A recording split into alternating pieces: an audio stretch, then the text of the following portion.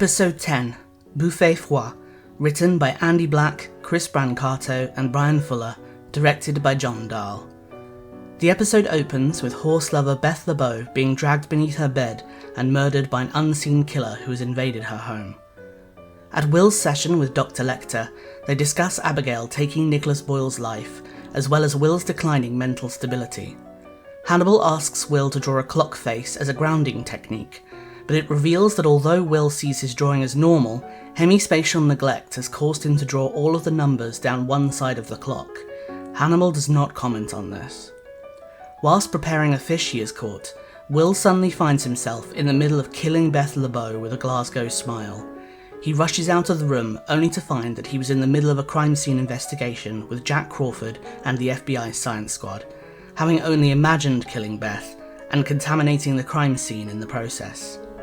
They determine that the killer knew Beth, and that damaged, diseased dermal tissue was left at the crime scene, but that the killer didn't bleed, but seemed to be trying to remove Beth's face like a mask. Will explains the experience to Hannibal, and he agrees to recommend a neurologist to Will to determine if the cause of his instability is physiological rather than psychological. Hannibal introduces Will to neurologist Dr. Sutcliffe and receives a brain scan. Hannibal reveals to Dr. Sutcliffe that Will has encephalitis, which he has known since he smelled it on him. He successfully persuades Dr. Sutcliffe not to tell Will of the diagnosis, to afford them the opportunity to study the effects the condition would have on Will with his empathy disorder. Hannibal and Jack discuss Will, with Hannibal stressing that although Will has managed so far, he might not always. Will goes back to Beth LeBeau's house where he encounters the killer who attacks him, the skin of her arm sliding off when he grabs her as she flees before he loses time and finds himself in the woods. Will calls Beverly to the house to assist him in his uncertainty in trying to determine the killer, and they realise that the killer may not be aware of the harm she's causing. Hannibal suggests that the killer might have Cotard syndrome, where someone believes themselves to be dead. The killer is seen lurking outside of Will's home as he sleeps. Jack and Will speak with the suspected killer Georgia Madchen's mother, who confirms she had lifelong mental health issues with very little assistance from doctors, and that she'd learned that there was little known about mental illness and the focus was more on managing expectations. Will then later asks Jack if he is managing his expectations, and Jack expresses his remorse over Miriam Lass and how he feels similarly responsible for Will, and that their work provides Will with stability, and that he is there as a sturdy foundation for that stability. Hannibal has dinner with Dr. Sutcliffe where they discuss Will. Hannibal explains that Will's rarity lies in his empathy and imagination, and Dr. Sutcliffe asks if Hannibal plans to let his mind burn, and Hannibal says that they'll put out the fire that is his encephalitis when it is necessary. Dr. Sutcliffe gives Will another MRI, but when Will comes out the doctor is gone. On his way out of the office he sees blood on a door handle and opens the door to find Dr. Sutcliffe murdered, in a similar style to Beth LeBeau but even more extreme. The FBI confirms that Will couldn't have done the murder, but that the weapon had similar dead tissue on it to the weapon that killed Beth LeBeau. They discuss Georgia Madchen following Will, so maybe she thought Dr. Sutcliffe was Will, but they're unsure why she would want to hurt him. Will then wakes up in his home to find Georgia Madchen underneath his bed, where he reassures her of who and where she is, and that she is alive and not alone. They reach out to one another. Georgia is hospitalised for care like a burn victim, and Hannibal confirms to Jack that she has a positive prognosis, but that he is concerned about Will. The episode ends with a flashback to Georgia walking into Dr. Sutcliffe's office, where she sees Hannibal murdering him, but she cannot see his face, and he hands her the murder weapon.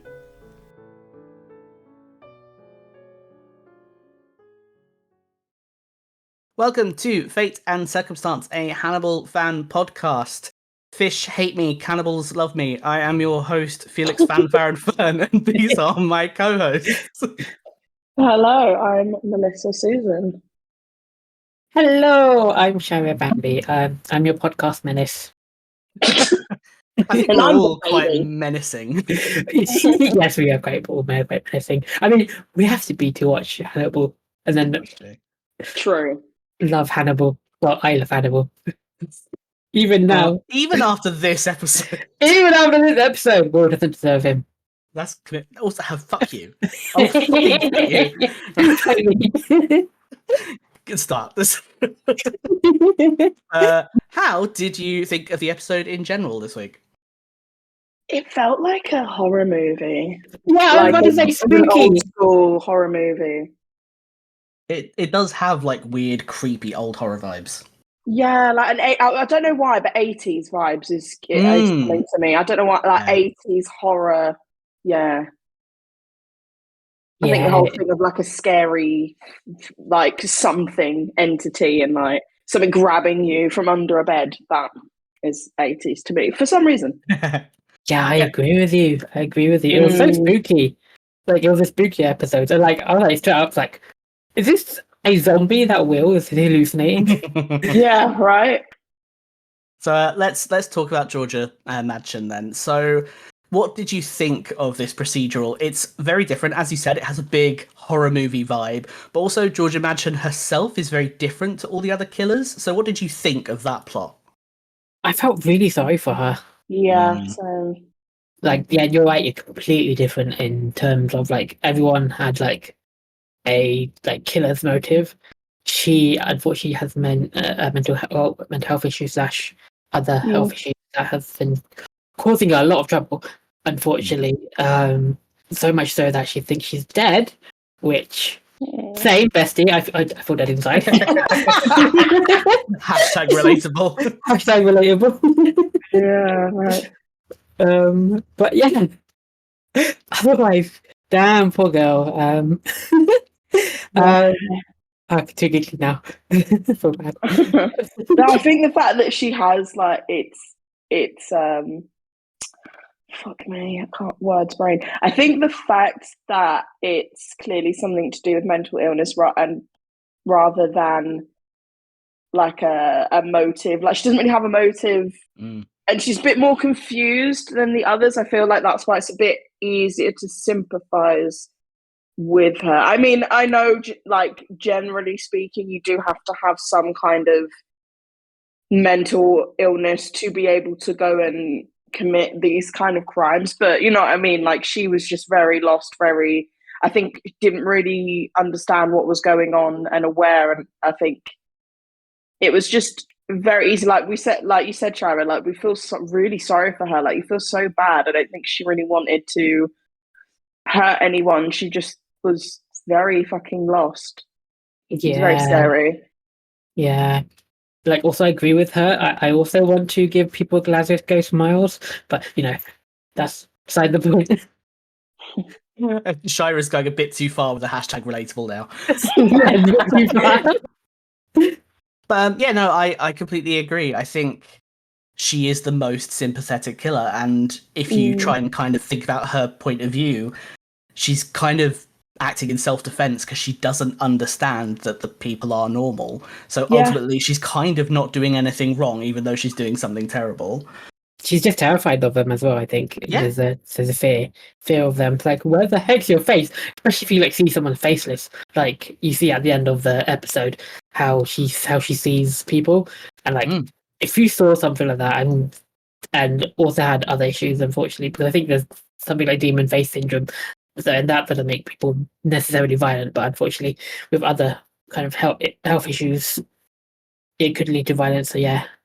Mm-hmm. Yeah, I mean, and also like the first person she kills is her friend as well. So she's not even just seeing a stranger like that. She thinks she's going into her friend's house, and that's what she finds there while she's like freaking out. Yeah, exactly. Yeah, Which is very scary for her. Yeah, poor her. So you mentioned a Glasgow smile. Yeah. So yeah, that the script uses that term as well, because there's a couple of different terms for that. But Glasgow smile tends to be the most common one, and that's what the script uses.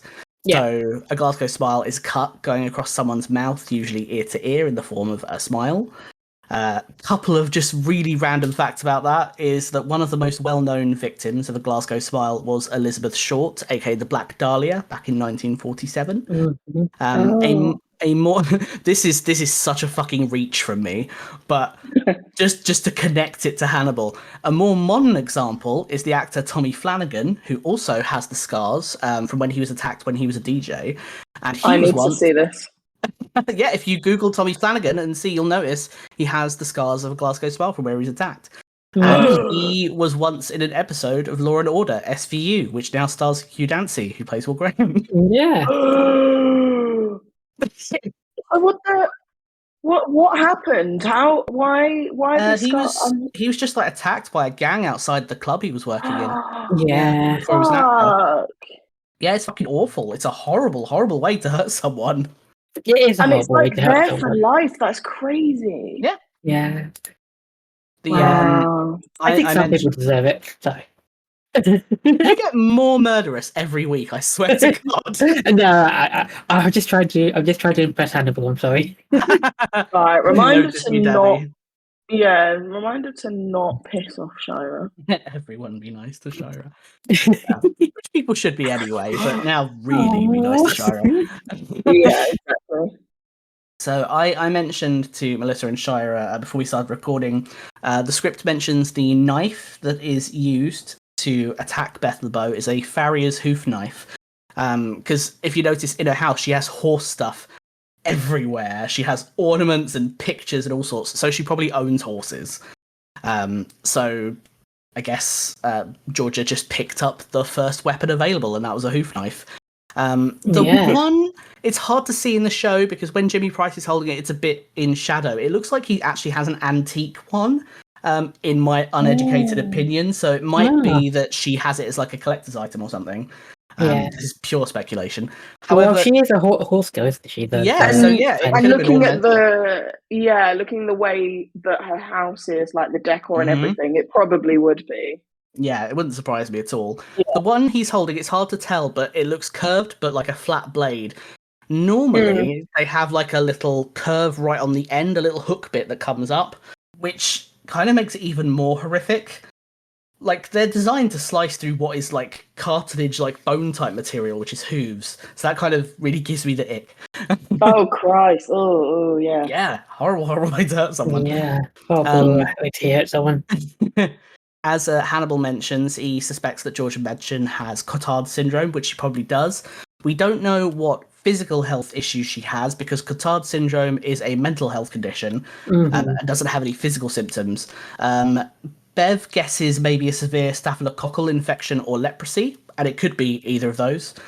Like, leprosy is uncommon in the West, but it's not that uncommon. It certainly still exists. Yeah, it does. Yeah. So, Cotard's syndrome is also known as Cotard's delusion or walking corpse syndrome. It is exceptionally rare. There are only about 200 known cases. That's how insanely rare it is. Yeah. Whoa. But that's still a lot in like a general sense. The fact that it exists means it's a lot because it's so unusual. Yeah. So people can become less social with it. They can stop speaking. They might hear voices that tell them that they're dead rather than just thinking they are dead. They might stop eating because they don't think there's any point because they think they're dead. They, of course, sometimes might harm themselves as well. There's been like a few known cases of it. I can't remember the details because I didn't note it down, but I know there was like some years back, like in 2008 or something like that. There was there was an old woman who thought she was dead, so she went to a funeral home and her family found her because she'd escaped to a funeral home because she thought she was dead.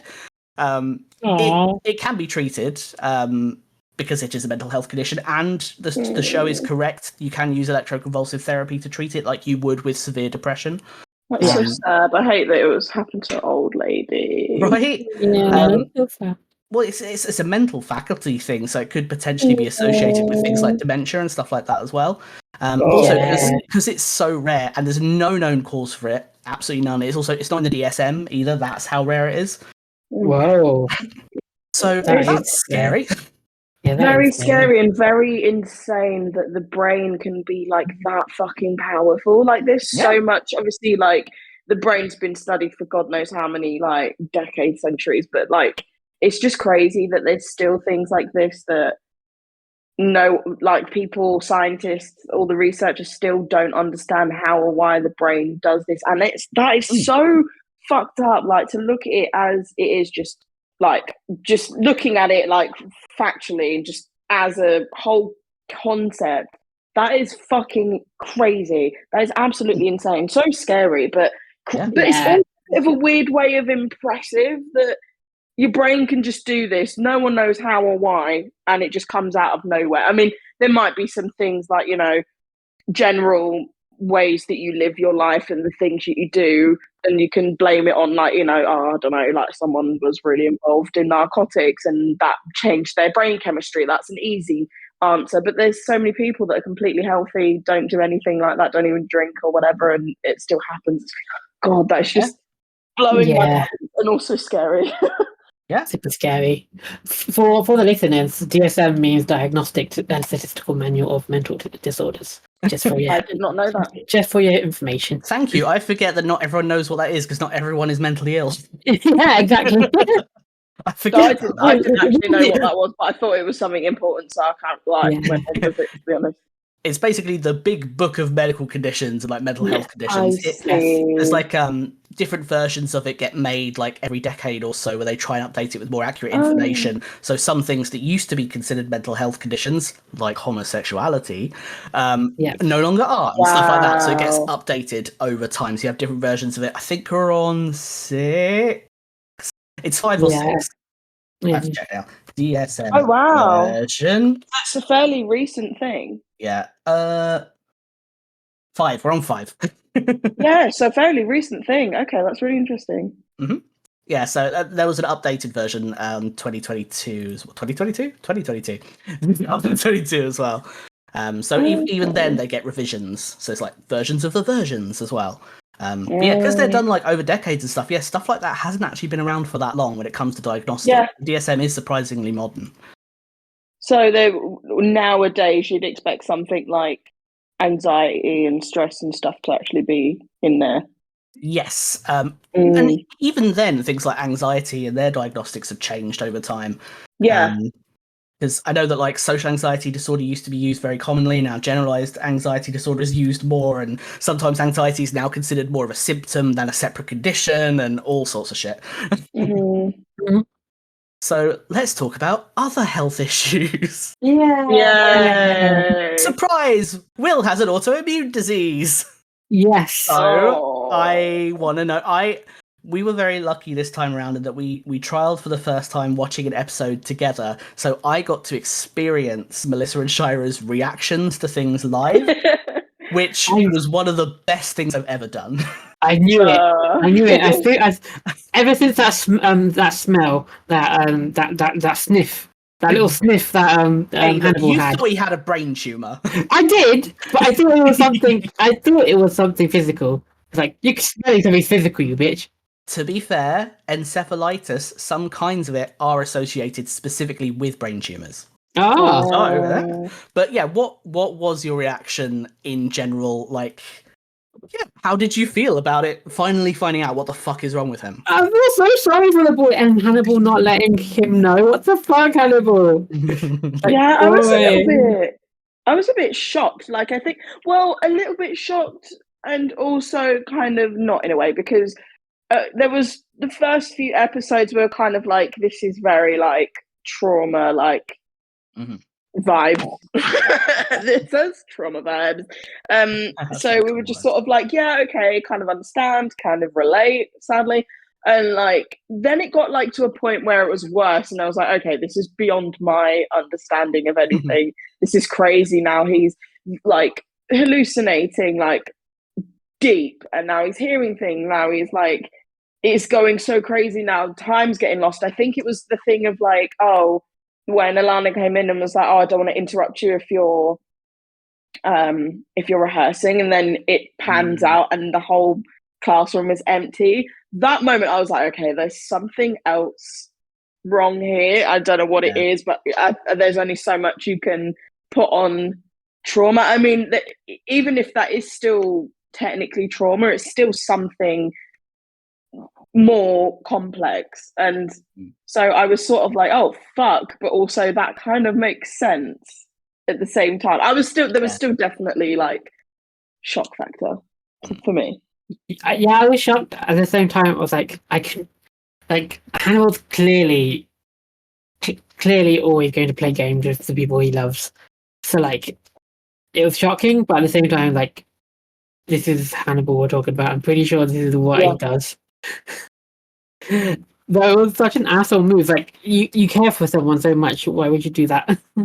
Because he still has to always have his backup. Like at the end of the day, like like psychopaths are fucking charming. Like we said, I've said it so many times. I'll always stand by it. Like there's always going to be a level or an element of he's going to still fuck him over anyway. There's even if he felt like what he was saying and stuff was genuine and he did mean things at the time, there's always going to be a thing in the back of his head like, yeah, no, but he's still just someone else. He's still just another one of those walking meat sacks that I can just have for any time that I want. He's fucking with him. Like it just kind of cut us as the audience as to be like, oh yeah, don't think that, you know, he's an exception. Oh yeah. Spooky. Yeah, you're right, because the whole it kind of reminds me of the whole discussion with Dr. Sutcliffe during the dinner and about kind of priming the pig. I was like, is Will just a pig that well, I don't think he thinks of him as a pig or like a supercilious pig. I love that. Supercilious. But it feels like he is priming his meat in some way. It's like, is Hannibal's obsession with Will just something to like an obsession of like almost fattening up produce? Yeah, I think so. I think it's like a thing of, you know, he probably was eating people, then got bored. He's really smart. He's probably like, oh, I can smell this thing off of them. I'm going to taunt them a bit to kind of make them even more crazy. And maybe their meat will be more juicy. And then I'm going to eat them. And maybe he's literally playing with his food. Like he's toying around, I feel like he's just playing about with the people around him, seeing what he can do, what he can manipulate. It's like a power trip. He's in so much control. He's got so much power. And I think he just likes to play with his food, play flipping airplane and choo-choo train before he actually puts the meat in his mouth. So, like you said, sort of like fattening up his chickens. He's torturing these people with certain like ailments. Maybe not the ones that spoil the meat, but like, I don't know, maybe because it's such a mental thing, maybe the literal brain chemistry, if he like is literally controlling it, it's going to alter the way in which the muscles or the body is overall. And then he's like, right, okay, now it's prime time, slit your throat in my belly. That's my new theory, apparently. This is basically we've gone powered straight through into my next two talking points, which is perfect. Perfect. No, it all links together. Everything links to Will's encephalitis. So do you think that Hannibal's friendship is completely false then? This is a tricky question. It is such a tricky question. And I think we could go around in so many loops about it because, like I've been saying, I think there's always going to be an element of, you know, at the end of the day, he is a psychopath. He's not going to care about anyone but himself. And these kind of people are very charming. Just any kind of like person that you meet that's kind of like displays any kind of bad behavior, like someone that's two-faced or someone that cheats on someone else, they are very charming because they have this certain motive. They want to manipulate the way in which you think about them. I think it's possible.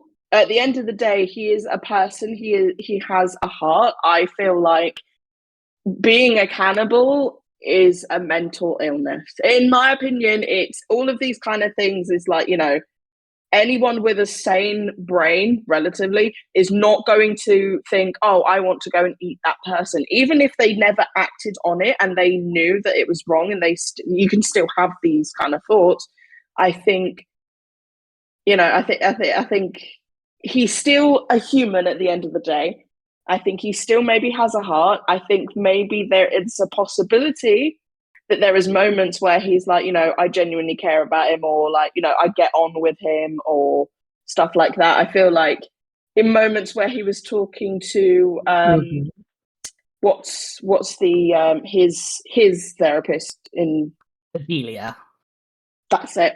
When he was talking to her, he was mentioning about having a friend. That there's no was there really a gain for him in that moment? Who knows? Like maybe that was like a genuine confession, but then at the same time, this everything, because we know who he is from the very fucking start. Everything that he does, every move that he makes, every sentence he says, every decision, everything, you kind of just can't help but second guess it, because it's like all of this could be part of his plans, because we've been led, I feel like, so many times into avenues of like, oh, he's so sweet, oh, he cares, oh, this is really cute, they're being romantic, and then all of a sudden, like, you see a part of him where it's like completely different, and he's, you know, doing something, and we're like, oh my god, like, we literally saw him in the act with his fucking Rain Mac suit thing, like full on prying open the Pez dispenser. Yeah, and we're just like, oh fuck yeah, you are an actual like criminal. You are actually doing illegal activities and actually fucked up things as well as illegal activities. Like they're stealing food and supplies because you want to go and provide it to people that need it, and there's also fully prying open someone's mouth and then framing someone else for it. So like, I don't know. I think I want to believe that it's real, but I don't think deep down it is. Okay. Too long didn't read. I want to believe, but I don't think it is. Yeah. Do you feel the same, Shira? I agree with you in a way, but like I feel like with everyone there is some certainty that there's some genuine feelings, but otherwise, you're right. He is he is a cannibal. He's very methodical. The thing is, I can't put him down as a sociopath or a psychopath yet, and I don't put him down as those two yet. I think it'll be. I think it's just too early to say. Maybe it's just me being optimistic and like, well, that's not be that bad. That's very fair. But like I think he's just a very smart person who has just chosen this kind of way of life. I'm sort of like I'm defending the cannibal. I'm not really trying to defend him. What he's done to Will is he's been the biggest asshole here, and like, oh god, it's very hard. So I agree completely. You articulated everything that I want to say perfectly, so there's not much more to add for me. Like that, I want to believe that he's genuine, and I believe parts of his relationship with Will is genuine. Like there's a genuine worry at times. Like there's parts of the TV show that was like a genuine like, thank God that this person's in my life. Like that Hannibal has, and I think those parts are where we see the more genuine side of him, where he's let go of his kind of his way of thinking. But yeah, you're right. He's very manipulative. He's manipulating us as well, us the viewers, and we want to love him so much. But like, there's only so much we can love him for. And I think this is just fucked up, especially with someone you think of as a friend. Somebody that I used to know. Sorry, I just said somebody. I was like, oh, Gautier. I'm gonna cosplay as a white cishet man for a moment and say, may I play devil's advocate? Yeah. So I just want to give you some food for thought, because I think these are very good, very valid thoughts. So to make it more interesting, I want to try and provide some information that will either not change your mind at all or maybe make you rethink things. I don't know. So there's some other information. So it makes complete sense to think that his friendship is false because of what he is doing to Will and the fact that he is clearly manipulating him. And now we know he's not just manipulating him, he's actively hurting him. However, we do know that he is capable of friendship and long-term friendship because of things like his friendship with Alana. So we know that this is something he can do. So I would say that there is currently no motive as to why he would want to hurt Will.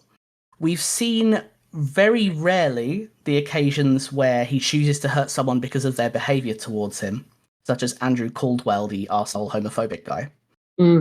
And we've spoken about pigs and livestock a lot as well. It's very clear that there is the comparison between pigs and Will at the dinner table with Dr. Sutcliffe. Mm-hmm. I would personally argue that although they're discussing Will, they're not comparing him to livestock in the same way that we have seen previously. Will has referred to Hannibal's victims as sounders, where they are explicitly called pigs. So it's very annoying to me. We've now got this direct comparison. Because to him, so in my opinion, in Hannibal's mind, he is not a cannibal.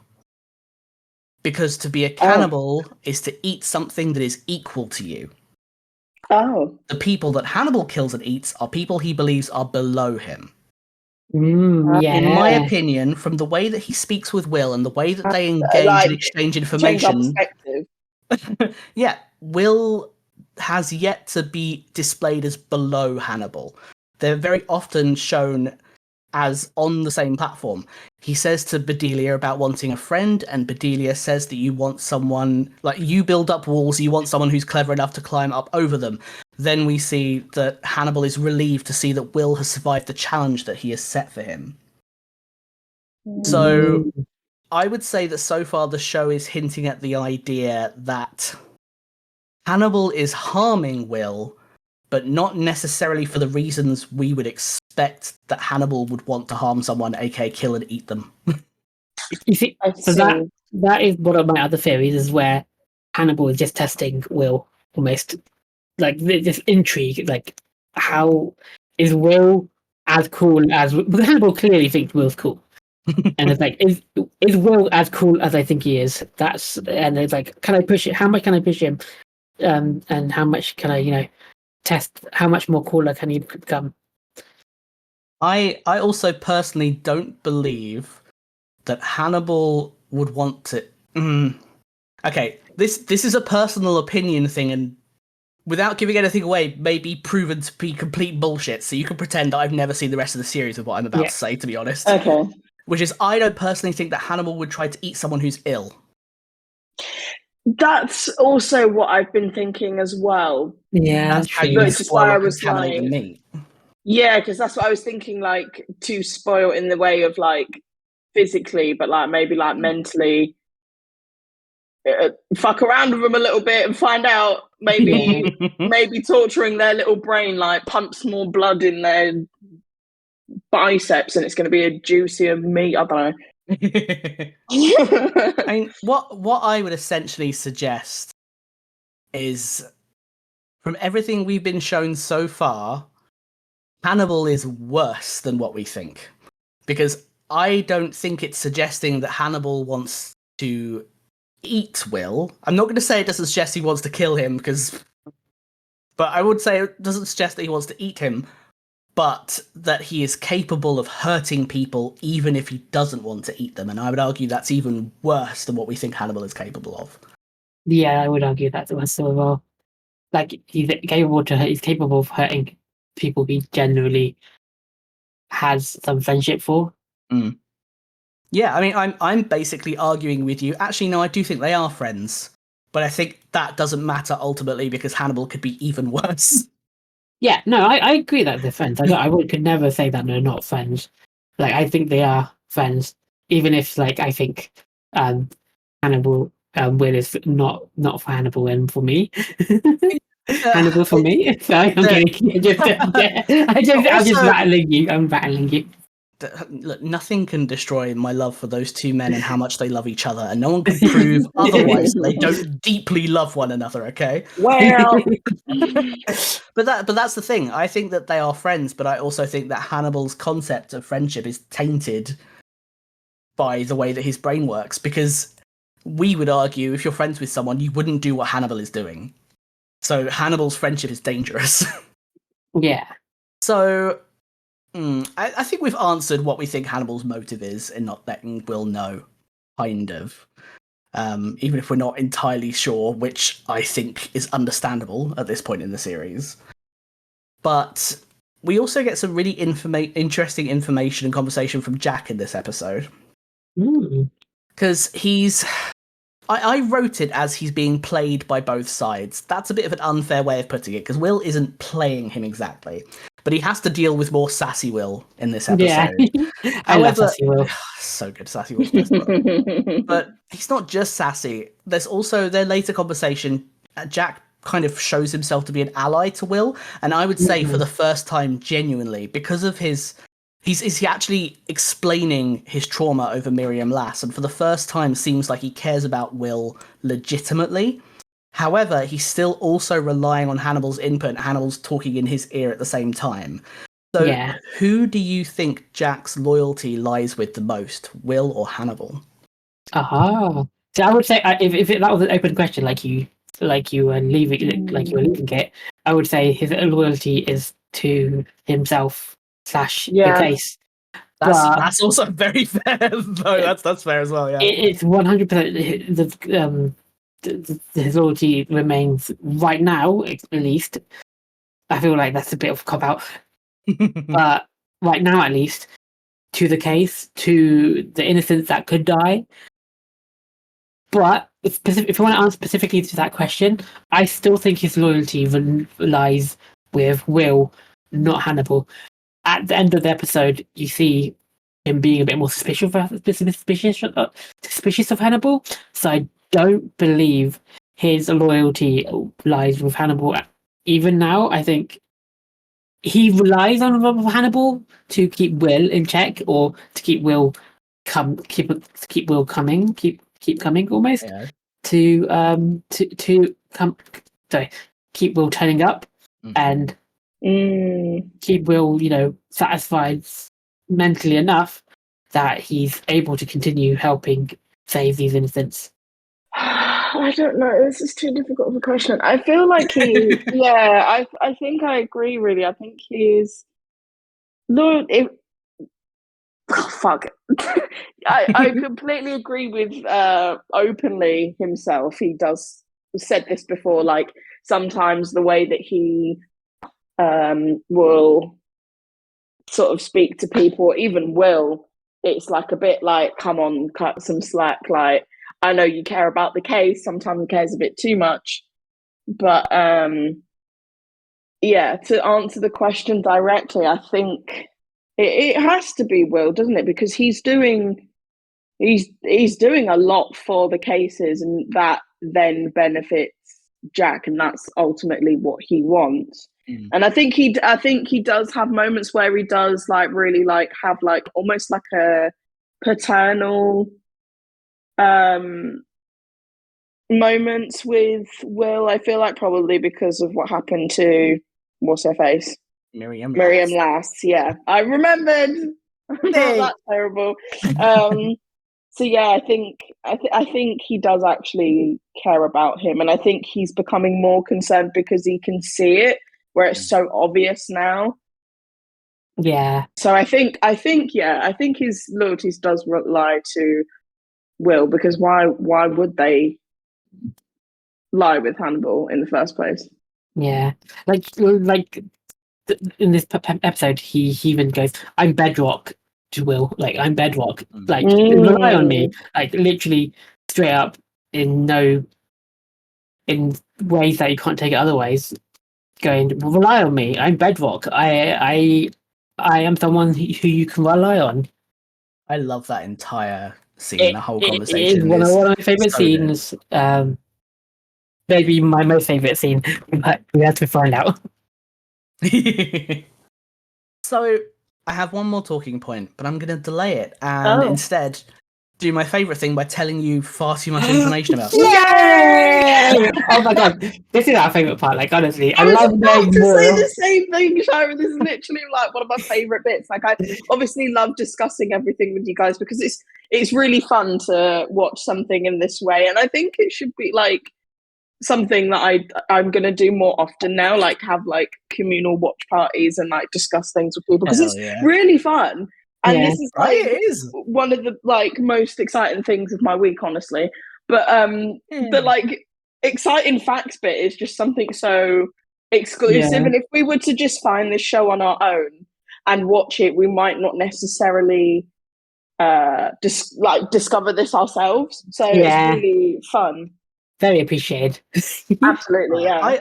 I feel appreciated. Good. Everyone should have that one autistic friend. Yay! I mean, I get. If you don't, then you are the autistic friend. Yes. I can tell you lots of specifics about Spyro and facts about Spyro, but yeah. Clearly, you need to make a Spyro podcast. Please. I would listen to the Spyro Oh my podcast. god, fucking please. I absolutely endorse this. So, let's talk about encephalitis, the word I'm allowed to use now. Encephalitis.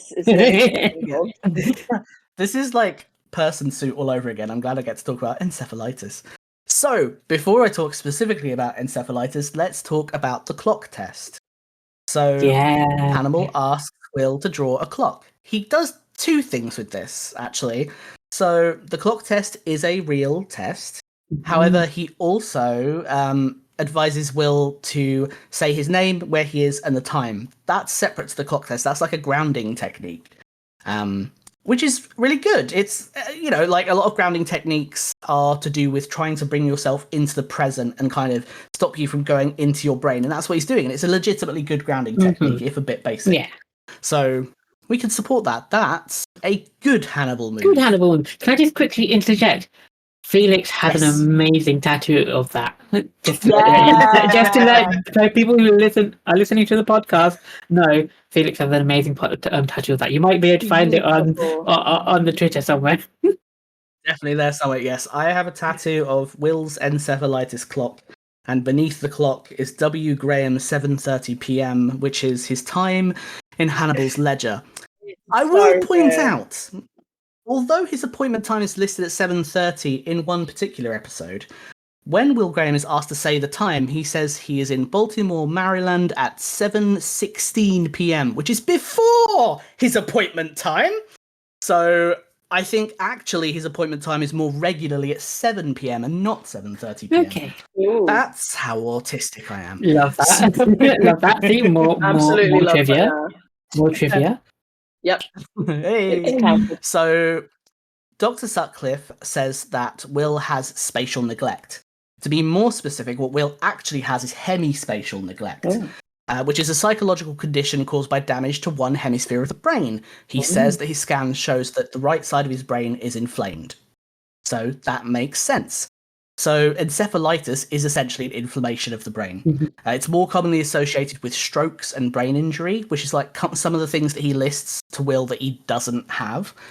So when you have an inflamed side of your brain, sometimes you can have hemispatial awareness issues where your brain favors the other side. So that's why all of the numbers are on one side of the clock instead of around them. When he's looking at it, he thinks he's seeing the whole thing. So sometimes when people have hemispatial neglect, they could do stuff like only eat food from one half of their plate. Yeah. Because they can't register the other side. Whoa. So that's really cool. Again, it's fucked up and scary, but it's also insanely impressive. Brains are ridiculously powerful, so when they break, it's intense. Brains are weird. Very weird. Also, hemispatial neglect can cause issues with memory and recall perception, which we know is something that he has because he loses time, so he fails to recall things that have happened. The clock drawing is a legitimate way of testing for it. There's a bunch of other tests as well, like things where they have lines printed out and letters printed out, and people have to signify where they are, and then through the result you can see if they're favouring one side or the other. Now, there are different kinds of encephalitis, and Will is specifically diagnosed with anti-NMDA receptor encephalitis, which is N-methyl-D-aspartate receptor encephalitis, which is... I'm not going to go into what NMDA means because I'll just become a walking Wikipedia article. So Dr. Sutcliffe explains it's an inflammation of the brain. Typical symptoms are headaches, which he has, fever, confusion, which he has, stiff neck and vomiting. Complications to it could lead to more seizures, hallucinations, which he has, trouble speaking, memory and hearing problems. Gosh. There are many different causes to encephalitis. I mentioned Shira, brain tumours can be one of them. So sometimes encephalitis can be treated partially through removing a brain tumour, but that's only some cases of it. Will specifically is described as having it as an autoimmune disease. It's not always an autoimmune disease. So in 30 to 40% of cases of encephalitis, the cause is completely unknown. Oh gosh. So a brain tumor can be related to it. There's a bunch of other things as well. There's a whole load of viruses and conditions that can be associated with encephalitis, and sometimes you just don't know.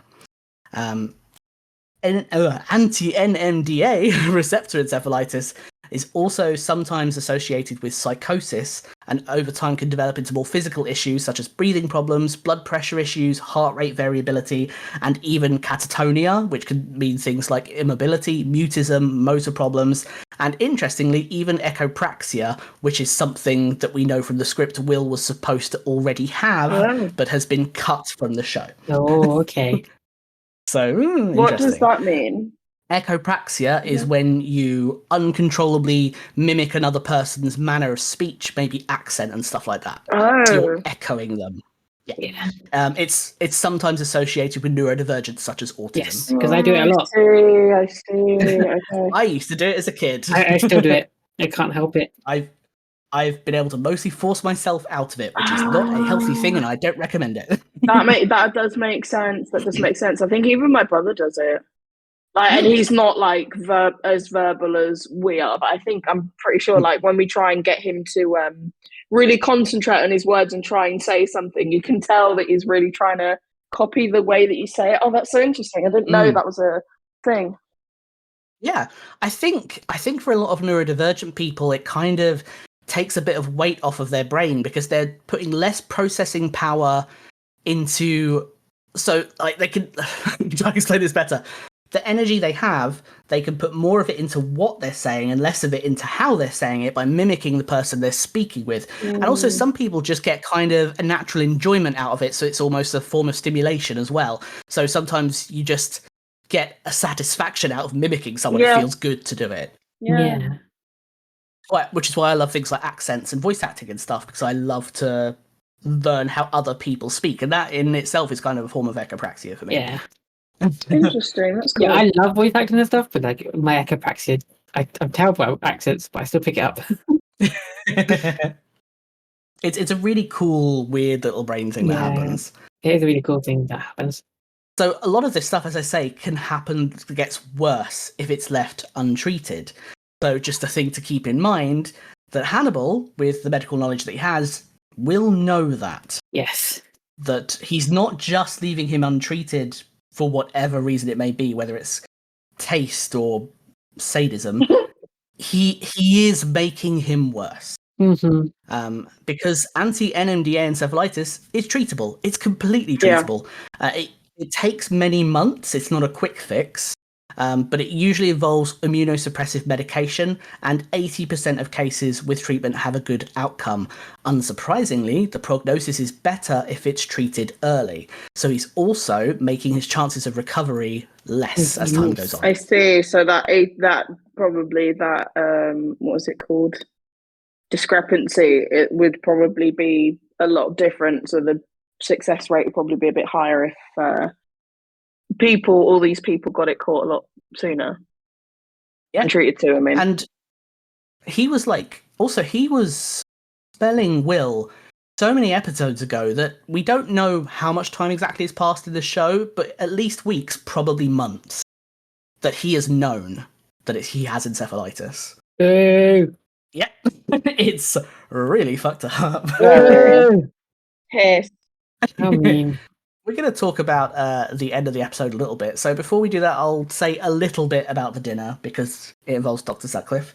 And once again, I feel like I should talk about the food because it's Hannibal. I mean, that looks really good.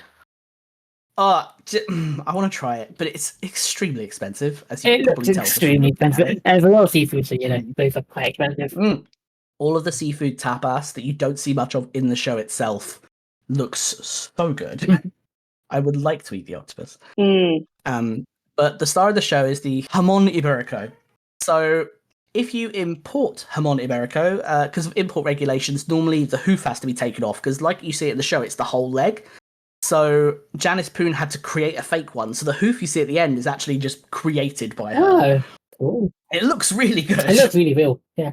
It's such a good job. The market price for that Harmonia Iberico at the time was $3,500. Whoa. Batshit. That is batshit. The reason it's so expensive is because Harmonia Iberico is made by black Iberian pigs. They are allowed to roam and pasture in oak groves to feed naturally on grass, herbs, acorns, chestnuts, and roots. So they're kind of like free reign and have a much nicer diet than most livestock pigs. The meat is then salted and left to dry for 2 weeks. Then it's rinsed and left to dry for 4 to 6 weeks. And then they're cured for at least 12 months, sometimes 48. So a lot goes into curing the meat. I know I have halal food. I'm mainly pescatarian/vegetarian, but my mouth is watering. I've never had like long cured meat, and I really want to try it. Yeah, I've definitely had like 40-day aged something. You get like steaks and stuff that have been aged for like a few months. Yeah, dry aged. Just literally only because I worked in Waitrose and I could get it for like basically pennies because it would be all for free because it would be like the last day that we could sell it and it was like perfectly fine. So I'd just take everything home. That's the only it's the only reason I've ever eaten that well at that moment in my life. That's a great perk. Yeah, it was great. I mean, I smelt like fish guts and blood every single day. Like it was fucking insane. But yeah, taste. I can't really explain how different it tastes. It just tastes really fucking nice. But yeah, I think it's the sort of like talk of how impressive it is and how long something takes. The amount of effort, I think, is kind of what would make you salivate, like Shira. For me personally, anyway. Yeah. Yeah, that sounds good. But maybe I'll have to grab some halal meat and like properly. Oh god, yeah! Look into dry aging. There's loads of great YouTube videos on how to dry age stuff. It's really cool. Yeah. You could probably get some like it'd probably be a bit costly or a bit difficult to find, but you could probably find some like professionally dry aged stuff or really fancy stuff that's still halal for sure.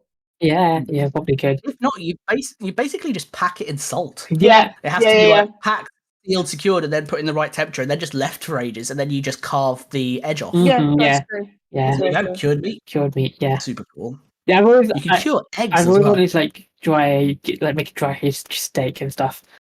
Yeah, but now I have like if I can figure out how to do it, Shara, I'll send you some. Oh yeah, vacuum pack it and just send it to you like a. And we'll do a dry aging experiment. Oh, yeah. Hey, Hannibal would be proud. He would be so proud. Okay, I have one more random tidbit of information before I do our last talking point, which is just another little Donald Sutcliffe thing. So Hugh Dancy has said in a couple of different interviews or panels that one of the very few scenes in the show that has made him uncomfortable was seeing the Donald Sutcliffe Pez dispenser corpse. And the reason for that is because they're real life friends. Oh, wow. Yeah. What? So, because it's so realistic looking that it made him, like, when he first saw it, it made him, like, viscerally uncomfortable. And it's the only thing the show that has, because Hugh Dancy is just impacted by nothing. Yeah. So, Donald Sutcliffe is played by John Benjamin Hickey, who is another Broadway actor who's in the show, along with Raul Esparza. So there are two, like, Tony Award-winning Broadway actors in this show. And they're friends with each other because Hugh Dancy was a recurring character in The Big C, which is a show that Hickey starred in.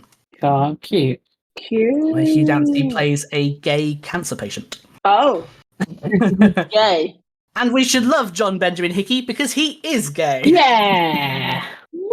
Hell yeah, gays! Yeah, all the gays. Literally, all I heard was gay, and I was like, hello. That's all that matters. That's the important I found the whole Pez dispenser thing super cool, but I understand why it would be creepy out. So like if I saw something realistic, like say you guys are in a TV show, and saw something realistically of you both, I was like, yeah, that was creeped me out.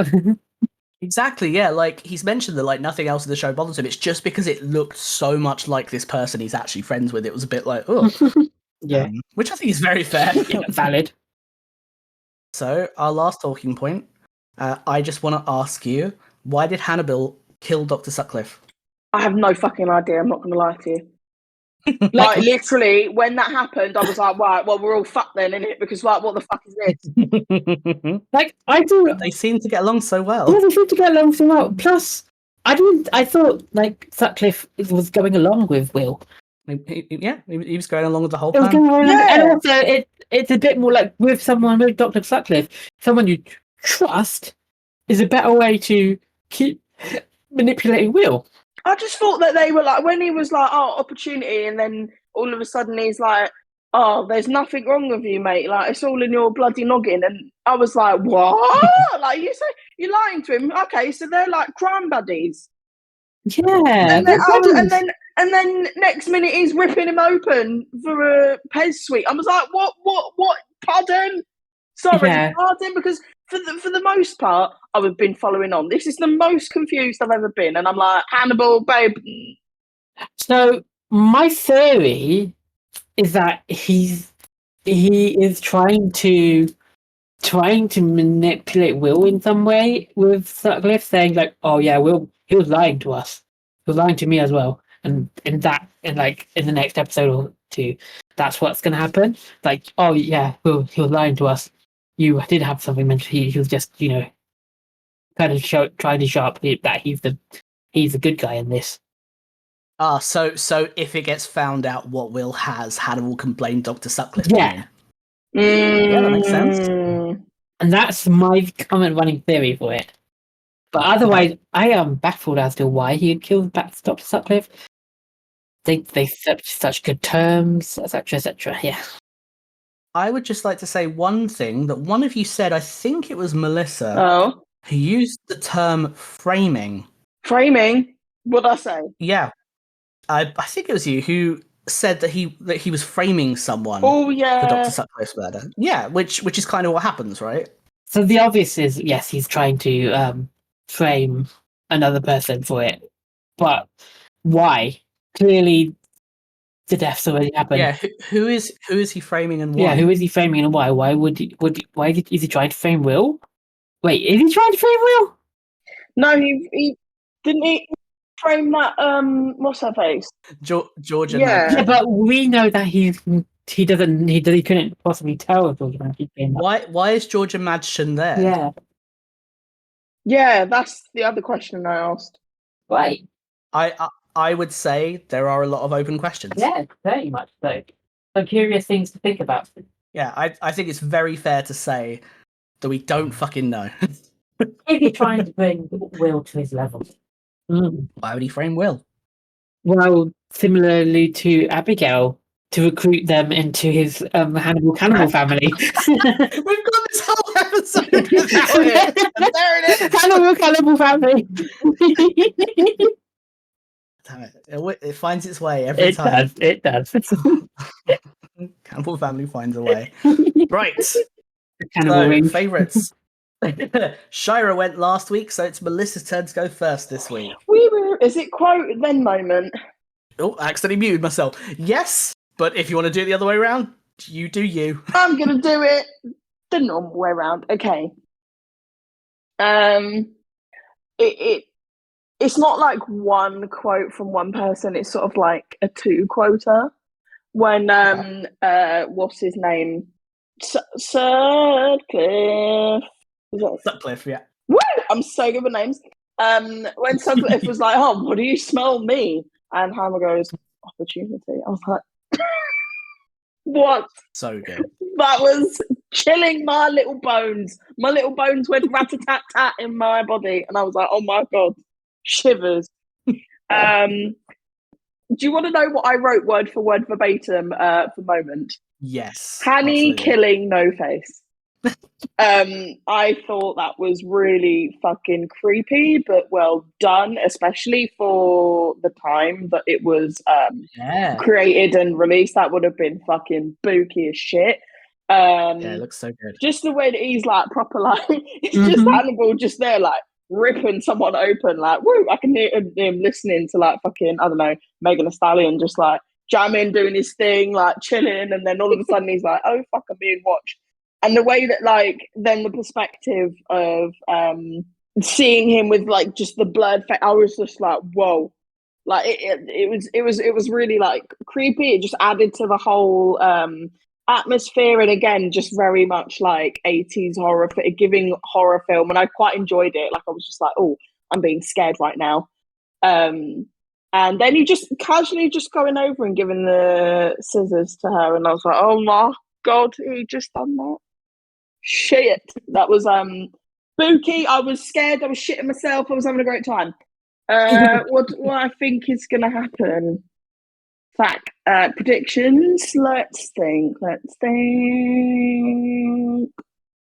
haven't thought that much about this because usually I'm just like gay sex, which is still on the cards for me. Still on the cards. It might happen. As it better be. Yeah, and I will just completely go back on everything I said, and I'll be like, do you know what? Hannibal is actually just a lover boy. This is his weird way of expressing that he likes him. I feel like I think that there's going to be an intervention where Jack and others on the force kind of get involved and intervened with Will, because he literally tampered with like evidence. He what's it called? The crime scene. He contaminated the crime scene. That's it. Yes. Yeah. He contaminated the crime scene. You thought of it because my brain couldn't. Yeah, he contaminated the crime scene, and he's never done that. And poor fucking thing probably thought that he was like there, actually doing it, like, and not just his thing.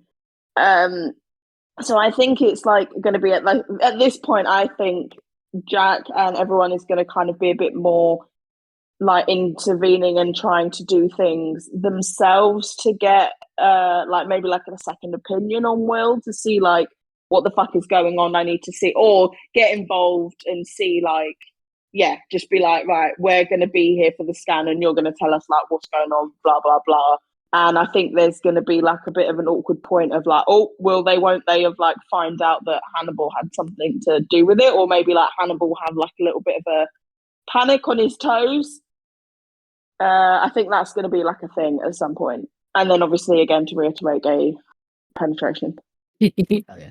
I like that you were specific about it that time. Gay sex, not just gay sex. Yeah, I think I mentioned penetration a while before, and I was like, do you know what? That sounded really profound from me. So I'm going to say again, gay penetration. I love profound penetration. Oh, alliteration. Cool. It's my turn. I love your answers, Melissa.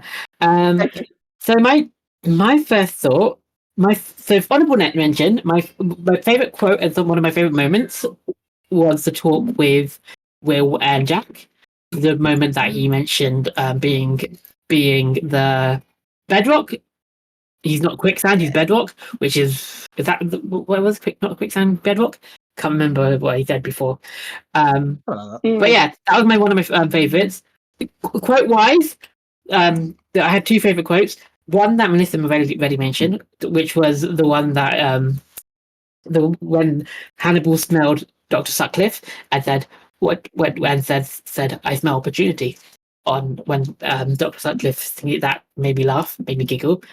But my favorite quote is, we both know the unreality of taking a life. The people who die when we have no other choice. We know in those moments they're not flesh, but light and air and colour. And then Will's like, isn't that what it is to be alive? Do you feel alive, Will? I like that whole moment. Oh, yeah. I'm glad you mentioned that, because that's one of my favourite quotes that I didn't put down, but in general in the whole series is one of my favourite quotes. It is really good. It's a really good quote. It's a really fucking good quote. And then again, special mention, that whole scene with Will and Jack. But my favourite kind of scene, well, moving on to my favourite scene. My favourite scene was the start of it. Like at the beginning, where we had what's her name? I forgot, the one who died. And Beth LeBeau. And then just like the build up of it. It was just so creepy. Such a horror, like such a change of pace, and so creepy. And then seeing like the whole moment with Will, was like, did Will kill someone? So it was both intriguing. It was both horror. It was multiple things. It was horror. It was intriguing. It was a thriller. It was just, oh my god. and it was really good. That whole opening scene just had me hooked straight away. I was like, wow, this is so cool. I'm looking forward to the next few episodes. Predictions. Oh, this is a difficult one. I feel like we're getting to a boiling point. I feel like Jack is very suspicious of Hannibal right now, and I feel like he's gonna keep a massive eye on Hannibal, and there's going to be a contention between Jack and Hannibal. That's my theory. There's going to be massive contention with Jack and Hannibal. I'm not sure how far it's going to go. I'm not sure how much they're going to leave for season 2. But oh my god, I'm both scared and excited to see what's going to happen. And then obviously we're gonna Hannibal's going to try to frame Will again so he can make him a killer and recruit him to the cannibal ring, the Hannibal cannibal family. Absolutely. Yeah. Then after Will, it's Alana's turn. Gotta need a mummy with the daddies. Or Alana. Sweet. Over to you, Felix. Hello. My favorite quote is a little bit of an unusual one. My favourite quote is from Jocelyn Madchen, Georgia Madchen's mother, when they're speaking with her and asking about what the doctors thought was wrong with her daughter.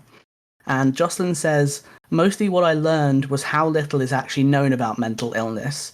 All they really know is it's rarely about finding solutions, it's just more about managing expectations." That was a fantastic quote. Yeah, that's one of my favorite quotes in this episode, because I think that anyone who has experienced mental illness and struggled with the difficulty of getting a diagnosis or any kind of assistance at all can relate to that. Yeah. That very, very often people do have a lot of trouble actually getting to the root of what is causing your symptoms and finding any kind of genuine treatment for it. Mm-hmm. So a lot of the time it's more about coming to terms with living with it. Yeah. So I really like that. Yeah, I like that. Yeah, from both me and Chai, was just like, yeah. That's a really good quote. It's like, I think it's very easy to think of her as being quite callous towards her daughter, the fact that she would have felt relief at finding out that her daughter had died. But really it's just the result of someone who has lived so closely with someone with severe mental illness for such a long time that she's been broken down by it. Yeah.